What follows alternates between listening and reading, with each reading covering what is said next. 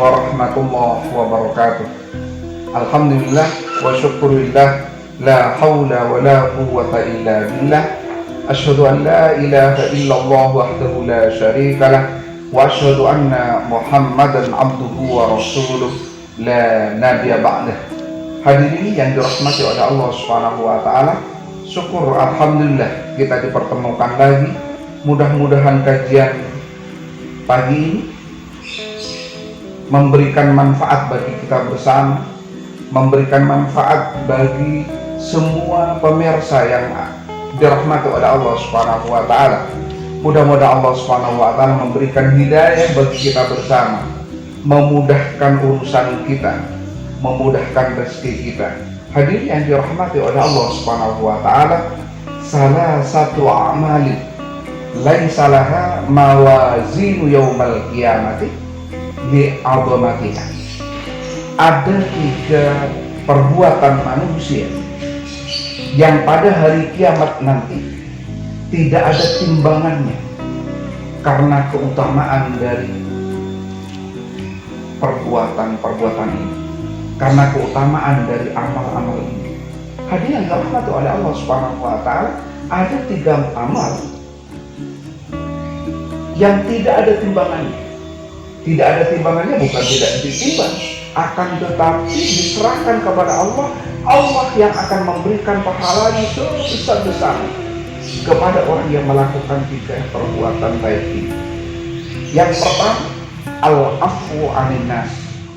Al-afu anin nas, memaafkan orang lain. Al-afu anin nas, memaafkan orang lain. Bahasa ini mudah disampaikan, tapi sulit dipraktekkan.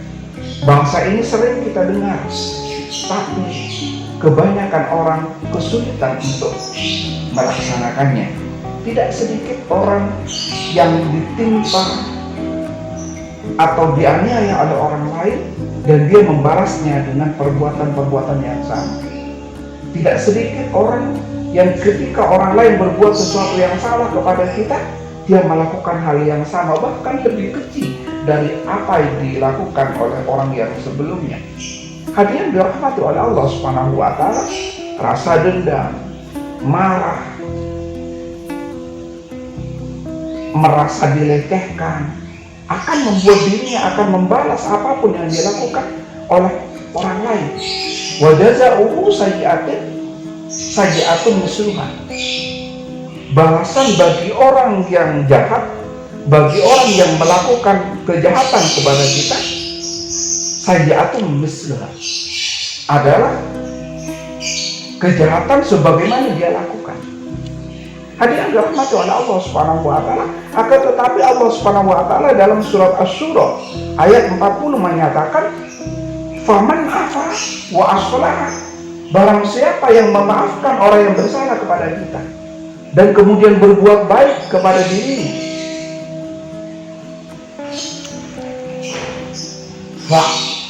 fajaza'uhu 'ala Allah. Fajaza'uhu 'ala Allah, maka Allah lah yang akan memberikan pahala baginya.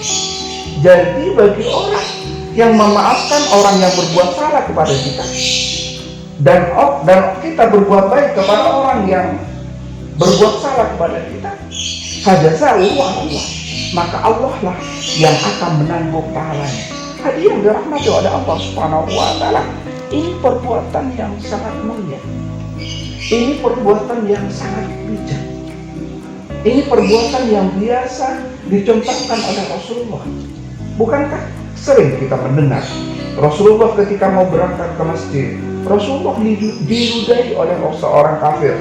Kemudian Rasulullah berangkat ke masjid tanpa menghiraukan orang yang menudai. Besoknya Rasulullah lewat lagi, Rasulullah diludai lagi.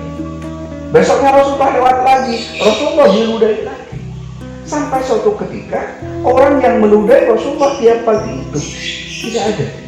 Rasulullah justru bertanya kepada sahabat, kemana orang yang biasa meludahi saya tiap pagi itu? Kemudian sahabat menyampaikan bahwa orang itu sekarang sedang sakit. Sehabis sholat subuh, Rasulullah mengajak sahabat untuk menjenguk orang yang biasa meludahi Rasulullah. Sesampai di sana, orang yang biasa meludahi Rasulullah ketakutan. Takutnya Rasulullah akan membalas apa saja yang ia lakukan kepada Rasulullah. Takutnya Rasulullah dendam kepada orang itu sehingga membalasnya pada saat dia dalam terpuruk sakit. Rasulullah menyampaikan kalimat yang bagus. Rasulullah menyampaikan bahwa menjenguknya. Rasulullah mendoakan supaya penyakitnya disembuhkan oleh Allah Subhanahu wa taala. Orang itu menangis. Orang itu tidak menyangka seorang Rasulullah yang tiap hari diludahi kemudian sama sekali tidak marah pada dirinya, justru menjenguk ketika dia sakit dan mendoakan kepada Allah Subhanahu wa taala agar dia disembuhkan oleh Allah Subhanahu wa taala. Dan saat itu dia mendapat hidayah. Kemudian memegang tangan Rasulullah, ya Muhammad, tolong ajari saya membaca syahadat. Kemudian dia masuk Islam. Dia minta dituntun untuk membaca syahadat. Kenapa? Rasulullah tidak mengajaknya saat itu masuk Islam. Rasulullah juga tidak mengajaknya bergabung kepada keyakinannya. Tapi Rasulullah memaafkan setiap kesalahan yang ia perbuat. Rasulullah juga tidak memiliki dendam kepada dirinya. Hadiah yang dirahmati oleh Allah Subhanahu wa taala. Pada peristiwa yang lain, suatu ketika Abu Bakar bertanya kepada Aisyah, "Anakku, apakah ada perbuatan Rasulullah yang belum aku perbuat?" Kata Aisyah, "Tidak, ayah. Seluruh perbuatan Rasulullah, amal Rasulullah sudah engkau perbuat." Besoknya tanya lagi. Kata Aisyah, "Tidak, ayah. Seluruh perbuatan Rasulullah sudah engkau perbuat." Besoknya tanya lagi. Pada pertanyaan hari keempat, kemudian Aisyah mengatakan, ingat kepada kebiasaan Rasulullah menyampaikan kepada ayahnya Abu Bakar, "Ya ayah, ada amal Rasulullah yang belum engkau perbuat. Apa itu, anakku?" Kemudian Aisyah menyampaikan, Rasulullah tiap pagi masak makanan yang enak, membawanya ke pasar. Sampai di pasar dia menyuapi orang buta, pengemis buta itu. Hadiah yang dirahmati oleh Allah Subhanahu wa taala, ittiba'ir Rasul. Kemudian besoknya Abu Bakar datang ke pasar. Datang ke tempat di mana Aisyah menceritakan Rasulullah biasa menyuapi orang itu. Sesampai di sana Rasulullah tidak menemukan orang itu. Rasulullah menunggu beberapa saat, kemudian Abu Bakar menunggu beberapa saat. Lama-kelamaan Abu Bakar mendengar suara orang yang mencaci maki Rasulullah. Makin lama makin dekat. Makin lama makin dekat. Hadirin yang dirahmati oleh Allah Subhanahu wa taala, ternyata orang yang mencaci maki itu duduk di samping Abu Bakar. Berarti dia sebelum disuapi oleh Rasulullah SAW, dia mencaci maki Rasulullah. Dia memfitnah Rasulullah. Dia menghardik Rasulullah. Karena dia buta, dia tidak tahu bahwa yang menyuapinya itu Rasulullah. Kemudian Abu Bakar marah. Akan tetapi karena ittiba'i Rasul, ingin mengikuti jejak Rasulullah, dia menahan marahnya, mengambil sendok dan menyuapinya. Tangannya dipegang oleh Abu Bakar. Tapi pengemis buta itu menyampaikan, "Bukan tangan ini yang biasa memegang tanganku. Biasanya tangannya halus." Kemudian Abu Bakar menyuapinya. Dilepeh yang disuapi oleh Abu Bakar itu. "Bukan makanan ini yang biasa masuk ke mulutku, dia suapi kepadaku. Biasanya enak." Abu Bakar semakin marah. Kemudian Abu Bakar menyampaikan, "Tahukah engkau siapa orang yang biasa menyuapimu tiap pagi itu?" "Tidak," kata pengemis buta itu. "1 minggu ini dia sudah tidak datang menyuapiku." "Engkau tidak tahu?" "Iya, saya tidak tahu." Kemudian Abu Bakar menyampaikan, "Orang yang biasa menyuapimu itu sudah meninggal dunia." Kaget orang buta yang ternyata pendeta Yahudi itu kaget. Karena orang yang biasa menyuapinya sudah meninggal dunia. Dengan serta-merta orang buta itu bertanya kepada Abu Bakar, "Siapa gerangan? Siapa orang baik yang biasa menyuapiku tiap hari itu? Siapa yang dengan telaten menyuapiku tiap hari itu?" Abu Bakar dengan lantang mengatakan, "Orang itu adalah orang yang kau caci maki tiap hari. Orang itu adalah orang yang kau hardik tiap hari. Orang itu adalah orang yang kau fitnah tiap hari. Kemudian pengemis buta itu heran, siapa orang itu? Abu Bakar menyampaikan, dialah Muhammad Rasulullah. Dialah junjunganku yang tiap hari engkau hardik, yang tiap hari engkau fitnah, yang tiap hari engkau marah-marahi, tapi tangannya tetap menyuapimu dengan telaten. Pengemis buta itu menangis. Dia menyesali perbuatannya. Ternyata orang yang tiap hari caci maki berada di depannya. Ternyata orang yang dia fitnah ternyata menyuapinya. Kemudian dengan gemetar dia memegang tangan Abu Bakar, minta kepada Abu Bakar untuk dituntun ke pusaran Rasulullah, antar aku ke makam Muhammad. Abu Bakar menanyakan, untuk apa kamu ke sana? Dia mengatakan, tuntun aku ke makam Muhammad. Untuk apa engkau ke sana? Dia menyatakan lagi, tolong tuntun aku ke makam Muhammad. Karena kasihan, kemudian Abu Bakar mengajak orang itu ke makam Rasulullah Shallallahu Alaihi Wasallam. Sesampai di sana, dia berbicara kepada pusaran Rasulullah, meminta maaf kepada orang yang sudah meninggal dunia itu, meminta maaf kepada orang yang hatinya sangat lembut itu, meminta maaf kepada orang yang tiap hari dihardiknya tetapi tidak pernah marah itu. Kemudian memegang tangan Abu Bakar, tuntun aku untuk baca syahadat. Hadirin yang dirahmati oleh Allah Subhanahu wa taala, pendeta Yahudi yang buta yang menjadi pengemis ini akhirnya masuk Islam. Mengapa? Karena dia merasa orang yang dicaci maki tiap hari, kemudian dia tidak marah dan selalu memaafkan dirinya. Tidak mungkin orang biasa kecuali Rasul. Tidak mungkin orang biasa kecuali utusan Allah Subhanahu wa taala. Hadirin yang dirahmati oleh Allah Subhanahu wa taala, orang yang memaafkan sangat mulia di depan Allah Subhanahu wa taala.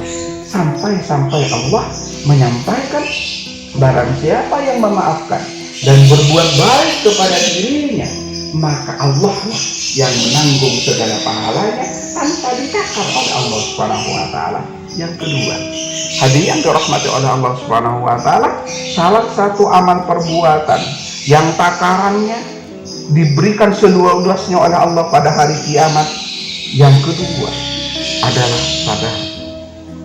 Sabar sama dengan bahasa memaafkan, mudah disampaikan tetapi sulit dilaksanakan.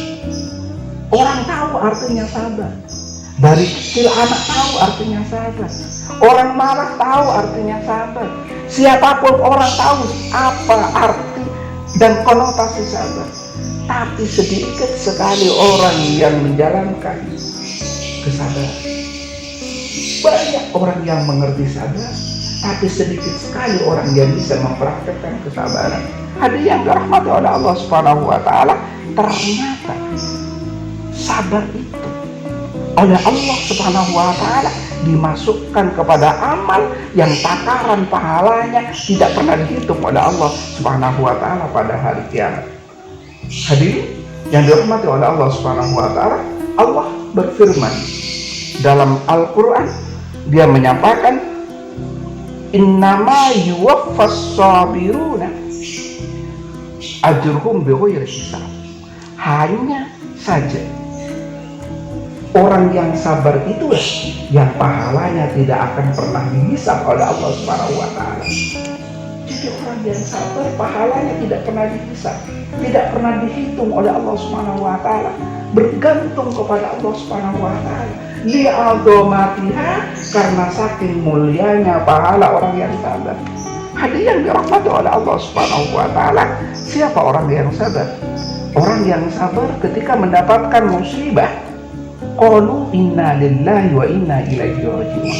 Ketika dapat musibah, tidak menyalahkan siapapun, tidak menyalahkan orang lain, tetapi dikembalikan kepada Allah Subhanahu wa taala karena hatinya yakin bahwa yang memberikan cobaan Allah Subhanahu wa taala.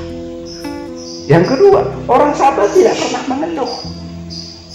Ketika Allah memberikan rezeki, seberapapun rezeki itu, dia menerima. Bordil qadar, dia menerima apapun yang diberikan oleh Allah Subhanahu wa taala. Takun aunan nas, maka hatinya dibuat kaya oleh Allah Subhanahu wa taala. Hadirin yang dirahmati oleh Allah Subhanahu wa taala, ada jaminan yang sangat indah. Innallaha ma'ana, Allah bersama orang yang sabar. Ini filosofinya adalah filosofi hebat. Innallaha ma'ana, kalimat yang pendek itu memberikan sebuah pelajaran bagi kita bahwa Allah bersama orang yang sabar, atau orang yang sabar itu selalu akan ditemani Allah Subhanahu wa taala. Maka bagi orang yang sabar punya masalah, maka Allah menyelesaikannya. Bagi orang yang sabar yang punya sesuatu yang diinginkan, Allah dekat dengannya. Kalau Allah bersama dirinya, apapun insya Allah akan diberikan oleh Allah Subhanahu wa taala.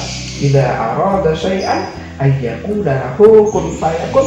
Kalau Allah sudah menghendaki, apapun yang kita inginkan, masalah apapun bisa selesai. Hadirin yang dirahmati Allah Subhanahu wa taala, sampai Allah menjaminkan dirinya akan selalu bersama orang yang sabar.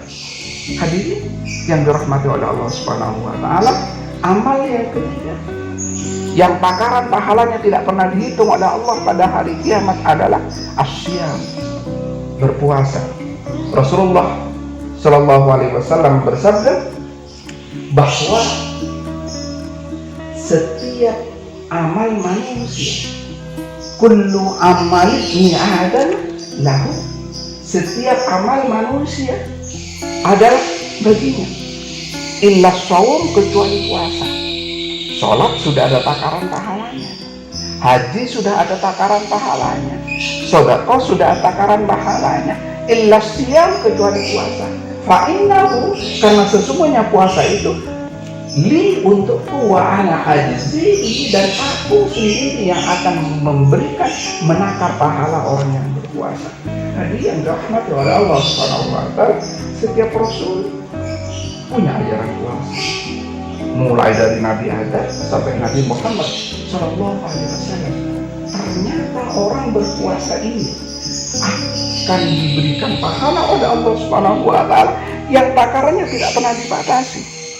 Kenapa hadirin yang dirahmati oleh Allah Subhanahu wa taala? Ada kriteria kepribadian yang harus dimiliki oleh orang yang berpuasa. Yang pertama, orang yang berpuasa bukan hanya bisa menahan diri dari lapar dan minum, tapi menahan diri dari berbuat sesuatu yang merugikan orang lain. Saya ulangi, menahan diri dari berbuat sesuatu yang merugikan orang lain.